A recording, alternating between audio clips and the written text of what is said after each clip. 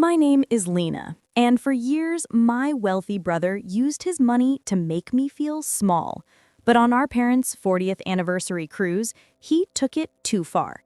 He booked himself the Royal Suite and put me in a condemned crew cabin he called the Brig, just for a laugh. He thought he was untouchable. He didn't expect the captain to personally intervene and hand me the one thing money couldn't buy. And you won't believe the instant karma that followed. If you love satisfying revenge stories, hit that subscribe button right now and let's get into it. The humidity in the port of Miami was oppressive, the kind of wet heat that makes your blouse stick to your spine within seconds of stepping outside. But my brother, Julian, didn't seem to sweat, or maybe his pores were just too terrified of his net worth to misbehave. "All right, fam, everyone look alive," Julian shouted, holding his phone up on a gimbal. He was live streaming, again. "We are about to board the Oceanic Titan. 40 years of marriage for mom and dad, all paid for by yours truly. Drop a fire emoji in the chat if you love family."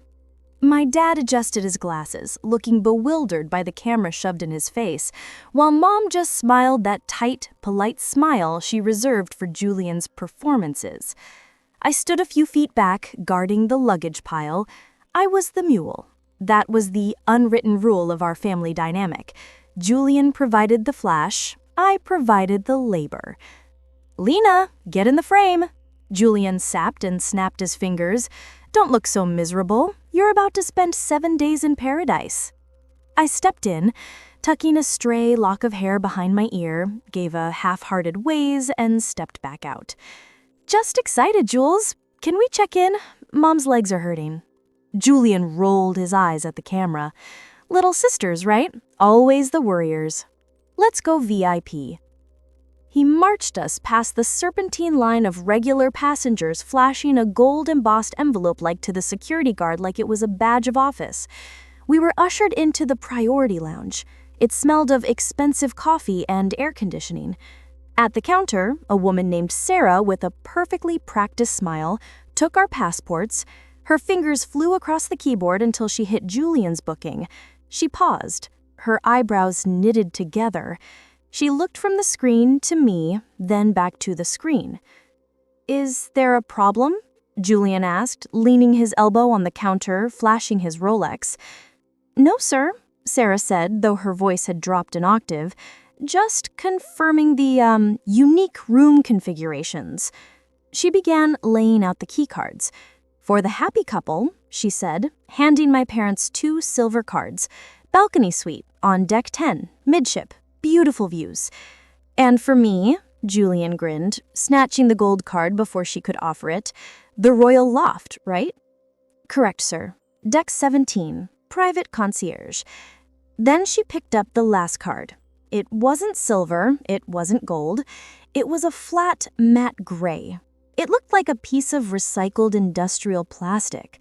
She didn't hand it to me. She slid it across the counter with 2 fingers, as if she were apologizing. "And for Ms. Lena," she murmured, "cabin 004, deck 1. I picked it up. Deck 1? I didn't know there were passenger cabins on deck 1. Julian burst out laughing. It was a loud, barking sound that made heads turn in the lounge. He clapped a heavy hand on my shoulder, squeezing just a little too hard. "It's a prank, Lena, a joke." He turned to the live stream. "I booked her the absolute cheapest, nastiest cabin on the manifest. It's practically in the water. I call it the Brig." I looked at the gray card, then at my parents. Dad looked uncomfortable, staring at his shoes. Mom looked ready to argue, but Julian cut her off. "Relax, Mom. It's funny. Lena's been too comfortable lately. She needs a little character building. Remember how we grew up? She needs to remember the struggle." He leaned in close to me, his breath smelling of mints and aggression. "Don't be a baby about it, Lena. You're on a free cruise. You get a bed. Be grateful." I looked at the card. "Cabin 004. "Yeah," I said, my voice dry. "Hilarious, Jules. Thanks." I didn't know it yet, but that gray card wasn't an insult. It was a weapon, and Julian had just handed me the ammunition. The Oceanic Titan was shaped like a wedding cake, and typically, the guests were the frosting. But as I stood in the glass elevator, watching the floors tick downward, I realized I was being sent straight to the burnt crust. "See you at dinner, Lee," Julian had shouted as he herded Mom and Dad toward the private gold tier elevators. "Don't get seasick down there." I watched them disappear, Mom casting one last worried glance over her shoulder before the doors slid shut. I was alone. I pressed the button for deck 1. The other people in the elevator, a couple wearing matching floral shirts and holding neon cocktails, stared at my hand. Nobody pressed deck 1. It was like pressing a button for the basement in a horror movie. As we descended, the world changed. At deck 5, the crystal chandeliers vanished. At deck 3, the plush carpet was replaced by sensible, industrial-grade blue tiling. By the time the doors opened on deck 1, the air conditioning had lost its floral scent, replaced by the heavy, metallic tang of recycled air and hydraulic fluid. I stepped out. The hallway was narrow, lined with pipes running along the ceiling rather than crown molding. The lighting wasn't the warm golden glow of the upper decks. It was a harsh, flickering fluorescent buzz that made my skin look green. A crew member in a grease-stained jumpsuit walked past, carrying a toolbox. He stopped, looking at my sundress and rolling suitcase. "Miss?" he asked, his accent thick. "Crew area, guests upstairs." I held up the gray card. It felt heavy in my hand. "Apparently not all guests." He looked at the card, then at me. His expression softened into something that looked painfully like pity. He pointed down the long, vibrating corridor. "End of hall, by the anchor chain housing. Good luck." I dragged my suitcase down the hall. The wheels rattled loudly on the metal floor plates. Thunk, thunk, thunk. It sounded like a heartbeat skipping. I finally found it. 004. The number was stenciled onto the metal door in peeling black paint. It didn't have a digital lock like the suites.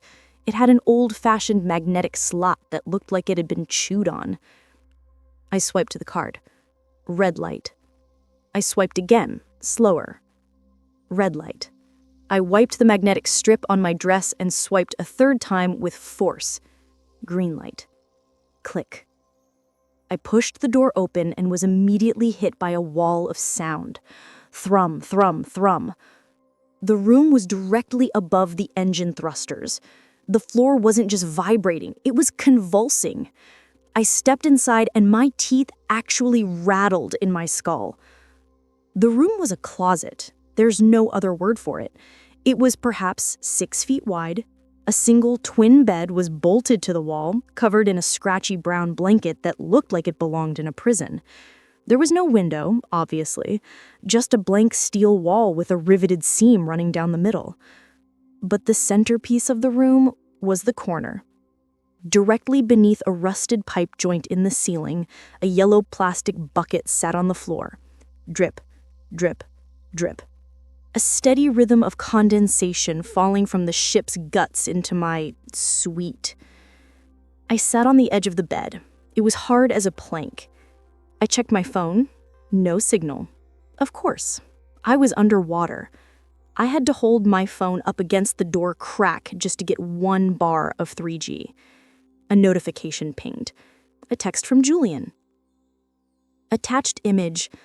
A panoramic view of the ocean from a wraparound balcony, a bottle of champagne in an ice bucket in the foreground. Caption, "Life is good. How is the view from the dungeon? Don't let the rats bite, LOL." I stared at the screen. The vibration of the floor was traveling up my legs, making my stomach turn. I looked at the bucket. I looked at the peeling paint. For a second, I felt the tears prickling. It was the exhaustion, the heat, and the sheer petty cruelty of it. He wanted me to break. He wanted me to show up at dinner red-eyed and grateful for whatever scraps he threw me, acknowledging his dominance. I stood up. The vibrations stopped rattling my teeth and started fueling my adrenaline. I took a picture of the bucket. I took a picture of the bed. Then I grabbed my purse. I wasn't unpacking. "No," I said aloud, my voice swallowed by the engine noise. "No, not this time, Julian." I turned around, walked out, and let the heavy steel door slam shut behind me. I wasn't going to sleep in the Brig. I was going to find the warden. The elevator ride from Deck 1 to Deck 5 felt less like transportation and more like an ascension. When the door slid open, the assault on my senses was immediate. The diesel fumes were gone, replaced by the scent of vanilla and expensive perfume. A string quartet was playing somewhere nearby, the music floating over the marble floors of the grand atrium. I walked straight to guest services desk. There was a line, of course, people complaining about Wi-Fi speeds or dinner reservations, but I bypassed the main queue and went to the assistance lane. Behind the counter stood a man with a name tag that read, Ken, Senior Concierge. Ken had hair gelled into a rigid helmet and teeth whitened to a blinding ceramic level. He looked at me, then at my rolling suitcase, then back at my face. His smile faltered just a fraction. "Checking in late, miss?" he asked, his voice dripping with professional boredom. "Checking out early, actually," I said, lifting the gray card and dropping it onto the pristine marble counter. It made a flat, dull clack. "I need a refund for the remainder of the trip, and I need to book a flight back to Miami from the first port of call." Ken sighed, the sound of a man who dealt with difficult passengers daily. "Miss, the ship hasn't even left the dock yet. If you're unhappy with your room view, we can put you on a wait list for an upgrade, but—" "It's not the view, Ken," I cut in, leaning forward. "My room is vibrating. There is a bucket catching condensation next to my pillow, and I'm pretty sure I saw a rat wearing a life vest." Ken blinked. He picked up the gray card gingerly, as if it were radioactive. "May I be my guest?" He tapped a few keys on his terminal and swiped the card. I expected him to roll his eyes. I expected him to offer me a voucher for a free drink. I did not expect the computer to scream. It wasn't a literal scream, but the terminal let out a harsh, low-frequency buzz. The screen, which had been reflecting blue on Ken's glasses, suddenly turned a violent, flashing red. Ken froze. His ceramic smile vanished. He took a step back from the computer, his hands raised slightly. "What did you do?" I asked, frowning. Nothing," Ken stammered. He looked terrified. "That code, that's a security level 0 alert. It means—" He didn't finish. Behind the desk, a heavy oak door marked Staff Only swung open. The atrium went quiet. You know how the temperature drops right before a storm? That's what it felt like. A man stepped out. He wasn't wearing the beige polyester of the front desk staff. He was wearing pristine whites with 4 gold bars on the shoulder epaulettes. He was tall, silver-haired, and carried himself with the kind of gravity that made the marble floor seem to steady itself beneath his feet. It was the captain. He walked straight to Ken's station, ignoring the staring passengers. He looked at the flashing red screen, then at the gray card, and finally at me. "You are the passenger assigned to cabin 004? His voice was a deep baritone, quiet but resonant. "I am," I said, straightening my posture, "and I was just explaining that cabin 004 was decommissioned 3 months ago. It was flagged for hazardous decibel levels and structural repair. It is illegal to house a passenger there." He turned to Ken. "Who overrode the safety lock?" Ken was sweating now. I don't know, Captain Halloway. The notes, there's a note on the reservation." Captain Halloway leaned in, reading the screen. I watched his jaw muscle tighten. His eyes scanned the text, and his expression shifted from professional concern to genuine disgust. "Put my sister in the hole," the captain read out loud, his voice icy. "She's getting too entitled. I want her to feel the vibration." He looked up at me. "Your brother is Julian Vance, the one in the Royal Loft?" "That's him," I said, feeling a flush of embarrassment. "Look, Captain, I don't want to cause a scene. I just want off the ship." Captain Halloway picked up the great card. He looked at it for a moment, then snapped it in half with a single hand. "Absolutely not." "Excuse me?" "You are not leaving the ship, Miss Vance. I do not tolerate safety violations on my vessel, and I certainly do not tolerate bullies using my crew quarters as a torture chamber." He reached into his breast pocket and pulled out a small velvet pouch. "The ship is fully booked. Every passenger cabin is taken. However," he opened the pouch. Inside wasn't a plastic card. It was a heavy black metal medallion on a silk lanyard and a key made of dark, brushed titanium. Ken gasped. "Captain, surely you don't mean the Sterling Reserve? We can't." "We can and we will," Holloway said, cutting him off. He pressed the titanium key into my hand. It was cold and heavy. "Miss Vance," the captain said, a glint of mischief appearing in his steel-gray eyes, "your brother wanted you to have a memorable trip. I believe we should oblige him." The key felt impossibly heavy in my palm. It wasn't just a piece of metal. It was an object of gravity, pulling me into a world I wasn't supposed to inhabit. "Come with me," Captain Halloway said. It wasn't a request. He gestured toward the elevator bank. Not the main glass ones that the tourists used, but a discreet wood-paneled door set into the far wall that I hadn't even noticed before. He pressed a button hidden behind a decorative sconce, and the doors slid open silently. The interior was lined with velvet. There were no buttons for the floors, just a single slot for a key. "Insert your key, Ms. Vance," Halloway said. I hesitated. "Captain, I can't pay for this. My brother controls the finances for this trip. If he sees a bill for—" "There will be no bill," Halloway said firmly. "Consider this a operational correction. The Oceanic Titan apologizes for the insult of cabin 004. I slid the titanium key into the slot. The elevator moved instantly. It was so smooth, I couldn't even tell we were rising until my ears popped. We bypassed the promenade, the Lido deck, the suites. We kept going up. We stopped at deck 19. The doors opened. We stepped out onto a private landing paved with real teakwood, not the synthetic stuff on the main decks. The air here was different, crisp, cool, and smelling of sea salt and cedar. "This is the Sterling Reserve," Halloway announced, walking toward a set of mahogany doors. "It is the only residence on this deck." He pushed the doors open. My breath hitched. I had seen luxury before. Julian loved to show off his wealth. But Julian's version of luxury was loud. It was gold toilets and cheetah print. This was quiet. This was power.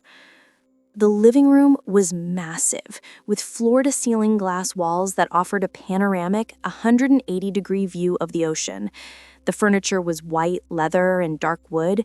There was a grand piano in the corner. A spiral staircase led up to a private rooftop terrace.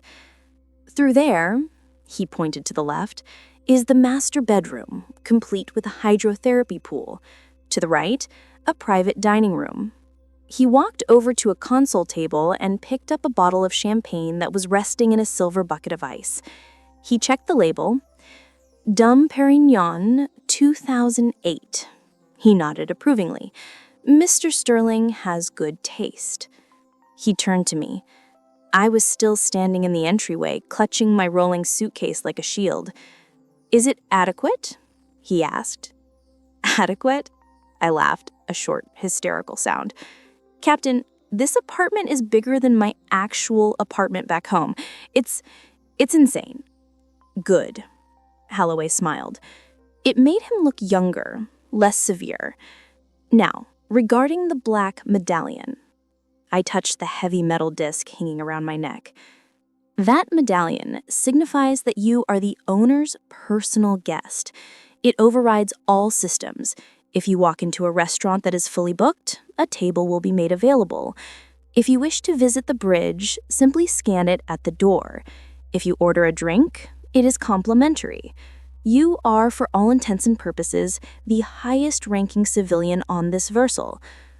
A slow realization crept over me. I thought of Julian in his royal loft on deck 17. He thought he was the king of the castle. He thought he was looking down on everyone. But I was 2 decks above him. "Does my brother know?" I asked. The captain's face hardened again. "No, and he won't, unless you tell him." He stepped closer, his voice lowering to a conspiratorial tone. "I have brothers, Ms. Vance. I know the dynamic.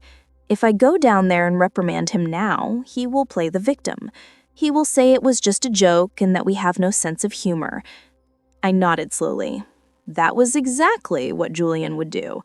He'd gaslight me, tell our parents I was being dramatic, and ruin the anniversary dinner by sulking.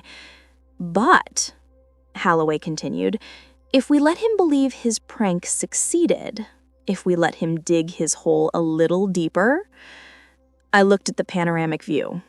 I looked at the champagne, and then I thought of Julian's text message.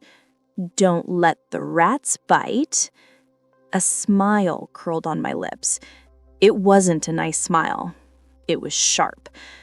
"You're right, Captain," I said. "He needs to think he won. At least until dinner." "Excellent," Halloway said. He checked his watch. "Dinner is at 7 p.m. at the Gilded Anchor. I believe your brother has reserved the center table to show off." "He has." "I will see you there, Ms. Vance. Enjoy the view." The captain turned and left, the heavy mahogany doors clicking shut behind him. I was alone. I walked over to the glass wall. Down below, 17 decks down, I could see the tiny dots of people moving around the pool. Somewhere down there, Julian was probably bragging to a stranger about how generous he was. I took the black medallion in my hand. It was cool to the touch. I pulled out my phone. I had 5 bars of signal now, connected to the private owner's Wi-Fi. I opened my chat with Julian. I typed, "You're right. The room is unforgettable. Thanks, big bro." I hit send. Then I kicked off my shoes, walked over to the champagne, and popped the cork. I spent the next hour soaking in the hydrotherapy pool on the balcony. The water was heated to exactly 99 degrees, and the jets hummed with a quiet, expensive efficiency that was the polar opposite of the engine thrusters rattling cabin 004. I sipped the champagne, watching the Florida coastline fade into a purple bruise on the horizon. For the first time in years, the knot of tension in my shoulders, the one put there by unpaid bills and Julian's constant belittling, began to loosen. But as the sun dipped lower, painting the sky in violent shades of orange and pink, reality set in. Dinner was in an hour. I climbed out of the pool, wrapping myself in a robe that felt like it was woven from clouds, and padded into the dressing room. I unzipped my battered suitcase. It was pathetic. Inside were 2 sundresses I'd bought on sale at Target, a pair of sensible sandals, and the nice navy blue dress I'd worn to my cousin's wedding 3 years ago. It was polyester. It wrinkled if you looked at it wrong. I couldn't wear that. Not to the captain's table, not if I wanted to win. I fingered the black medallion around my neck. The captain said it was God mode. I decided to test his theology. I walked over to the wall-mounted tablet near the door. It controlled everything: lights, blinds, music. There was a button marked Concierge. I pressed it. The response was instantaneous. A voice, crisp and British, filled the room. "Good evening, Sterling Reserve. How may we assist?" This is... I hesitated. "This is Lena Vance. I'm the guest in the suite." "Of course, Ms. Vance. We have been briefed on your status. What do you require?" I looked at the navy blue polyester dress on the bed. "I have a dinner at the Gilded Anchor in 45 minutes. My wardrobe is lacking. I need something sharp, something that says, 'I own the place,' but polite. Say no more, Ms. Vance. We will send the onboard stylist immediately. Shoe size? 7. We are on our way." 10 minutes later, the doorbell rang. A woman with an asymmetrical haircut and a rack of clothes rolled into my suite. She didn't ask for a credit card. She didn't ask for a budget. She just looked at me, looked at the medallion, and nodded. "Black," she said decisively. "It's a revenge dinner, isn't it? It's always black for revenge." She pulled a garment from a protective bag. It was a floor-length gown made of black silk that shimmered like oil on water. It had a high neck, but a back that plunged dangerously low. Try this. It fit like a second skin. I looked in the floor-to-ceiling mirror. I didn't recognize the woman staring back. She stood taller. Her eyes were colder. The dress wasn't just clothing, it was armor. "Perfect," the stylist said, handing me a pair of heels with soles painted a signature red. "And the hair?" I said up. "Severe. I don't want to hide my face." By 6:70 p.m., the transformation was complete. The stylist packed up her things, bowing slightly as she left. "Give them hell, Ms. Vance," she whispered with a wink. I stood alone in the foyer of the suite. My phone buzzed on the entry table. It was a text from Mom. "Lena, honey, Julian says you're feeling seasick and skipping dinner to sleep it off in your room. We're so sorry about the cabin noise. Maybe Julian can get you some earplugs tomorrow. Feel better?" I stared at the screen. The liar. He hadn't just put me in the hole, he was actively erasing me from the family celebration so he didn't have to look at his mistake. He wanted me invisible. I typed back, "Actually, Mom, I'm feeling much better. I'll see you there." I grabbed the titanium key, slipped the black medallion under the silk of my dress, and so it rested cool against my skin, and walked to the door. I wasn't going to sneak in. I wasn't going to sit at the kids' table. I opened the door to the private elevator. It was time to go downstairs and break my brother's heart. The Gilded Anchor was less a restaurant and more a temple dedicated to the worship of stake and status. It was located on Deck 8, aft, with dark mahogany paneling, brass railings, and waitstaff who moved with the silent synchronization of a bomb disposal team. I stood at the entrance. The maitre d', a man with a mustache so sharp it could cut glass, looked up from his podium.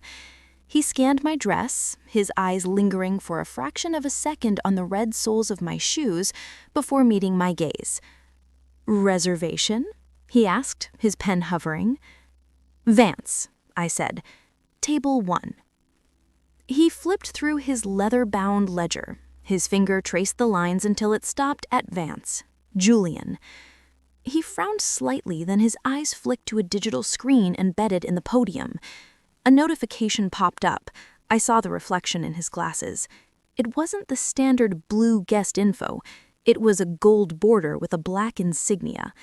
The maitre d's posture changed instantly. His spine straightened, and the polite mask dropped to reveal genuine deference.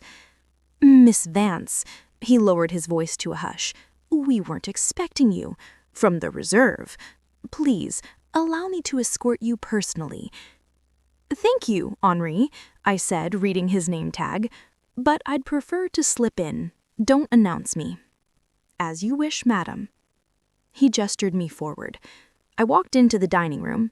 The hum of conversation was low and polite. the clinking of silver on china providing a gentle rhythm. And then there was Julian. He had secured the center table, circular and spotlighted by a crystal chandelier. He was leaning back in his chair, one arm draped over the backrest, holding a wine glass by the bowl, a cardinal sin in a place like this. Mom and Dad sat opposite him, looking small and tired.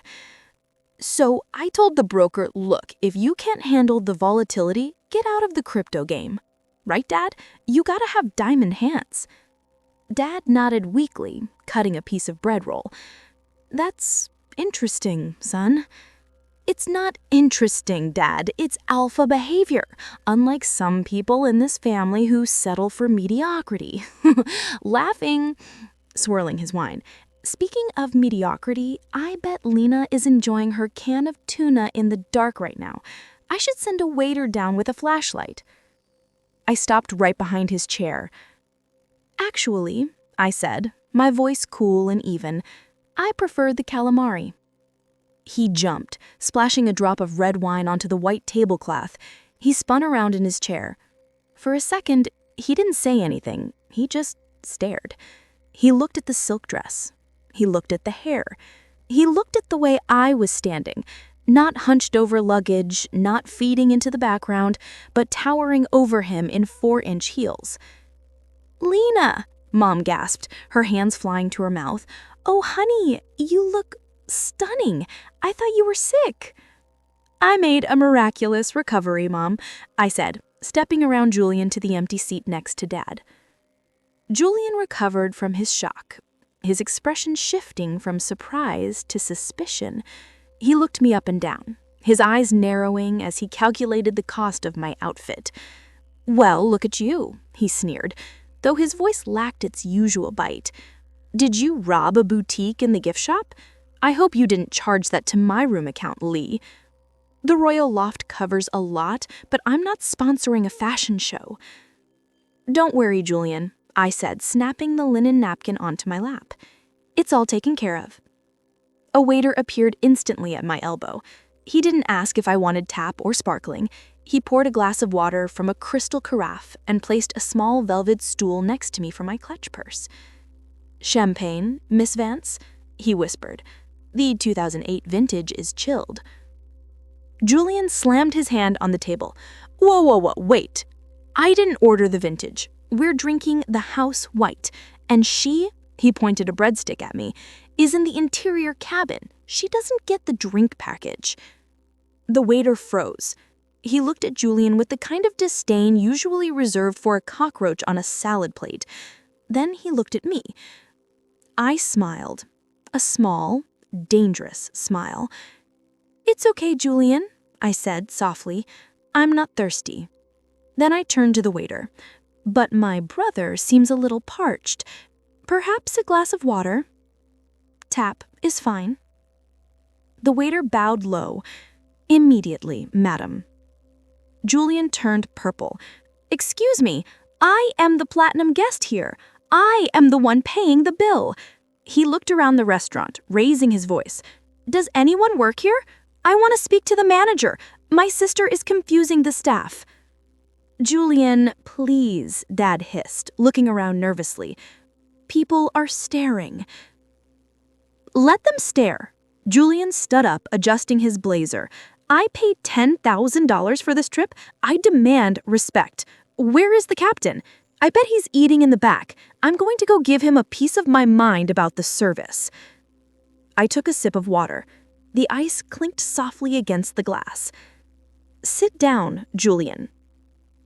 Don't tell me what to do, you little... I said, sit down. I didn't shout. I didn't have to. The air in the room seemed to shift. The double doors at the front of the restaurant swung open with a heavy thud. The room went silent. Captain Halloway had arrived, and he wasn't alone. He was flanked by 2 security officers, and he was walking straight to our table with the focused intensity of a torpedo locked on target. Julian grinned, a nasty, triumphant look spreading across his face. Finally, Julian said, smoothing his tie. Here comes the apology. Julian stood straighter as the captain approached, practically puffing out his chest. He looked like a rooster convinced the sunrise was there to applaud him. "Captain!" Julian boomed, extending a hand that Halloway ignored completely. "Glad you could make it. We've had some confusion with the staff. My sister here seems to think—" Captain Halloway walked right past Julian. He didn't even blink. He stopped directly in front of me. "Good evening, Ms. Vance," the captain said, his voice carrying clearly in the silent restaurant. "I trust the arrangements in the Sterling Reserve meet your approval." I stayed seated, offering a polite nod. "The view is spectacular, Captain, and the Dom Perignon was a thoughtful touch." Julian's hand was still extended in midair. He looked at it, then at the captain, then at me. His brain seemed to be buffering. "The what?" Julian stammered. "Sterling Reserve? What is that? I'm in the Royal Loft. That's the top tier." Captain Halloway finally turned to face him. He looked at Julian with the clinical detachment of a scientist examining a particularly disappointing specimen. "The Royal Loft is a room you can buy, Mr. Vance. The Sterling Reserve is a residence that is invited." "Invited?" Julian let out a nervous, high-pitched laugh. "Invited by who? She's in cabin 004. I saw the booking. It's the Brig." "It was," Halloway corrected, "until we discovered the notes attached to the reservation." The captain signaled to one of the security officers, who handed him a tablet. Halloway tapped the screen and held it up. It wasn't just for us. He held it at an angle so my parents could see too. There, in black and white, were Julian's instructions to the travel agent. "Put her in the noise zone. No upgrades under any circumstances. If she complains, tell her it's sold out. I want her to learn her place." My mother gasped. She covered her mouth with her hand, staring at the screen, then at her son. "Julian, you wrote this?" It was a joke, Mom. A prank. You know, for the content. People love seeing people suffer a little. It's relatable." "Cruelty is not content, Mr. Vance," Halloway cut in, his voice dropping to a dangerous rumble. "And on my ship, using my crew's working conditions as a weapon against your own family is not a joke. It is a violation of our code of conduct." "Code of conduct?" Julian scoffed, trying to regain his footing. "I paid for this cruise. I'm the customer. The customer is king." "You paid for a service," Halloway said. "You did not buy the right to abuse it." He turned back to me, his expression softening instantly. "Ms. Vance, as the occupant of the owner's suite, you hold the black medallion." I reached into the neckline of my dress and pulled it out, the heavy black metal sung on its silk cord, catching the light of the chandelier. A few diners at nearby tables gasped. They knew what that symbol meant. It was the maritime equivalent of a royal seal. That medallion grants you executive privilege regarding guest manifest decisions. We have a guest who is causing a disturbance. How would you like to proceed? The power in the room shifted so violently I could almost feel the wind. Julian looked at the medallion, his eyes wide. He looked at me, and for the first time in his life, he looked small.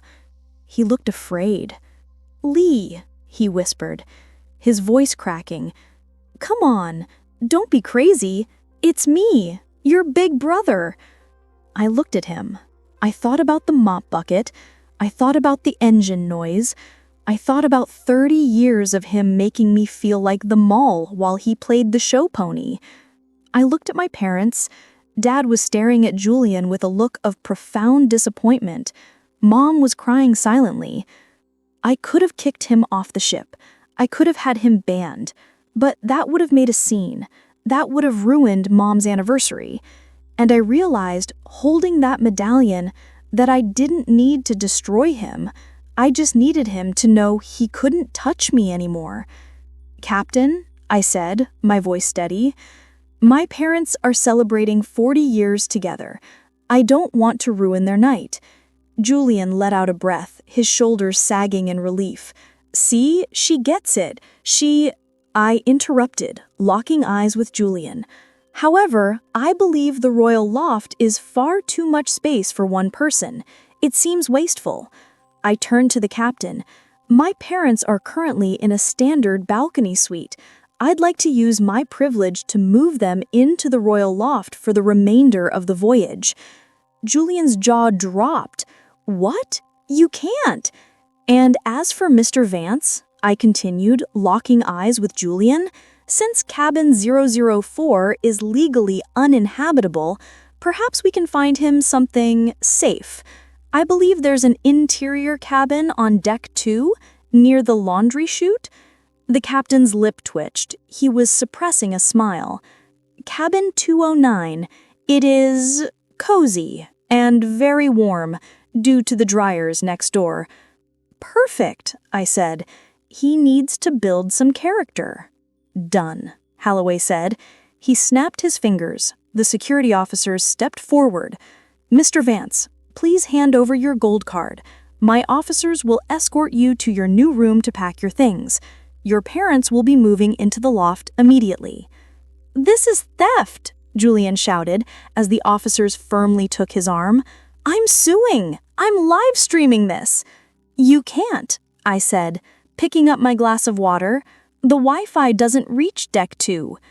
As they led him away, sputtering and red-faced, the entire restaurant watched. And then something amazing happened. Someone started clapping.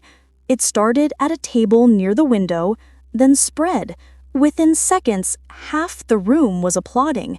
Not really for me, but for the justice of it. I looked at my parents.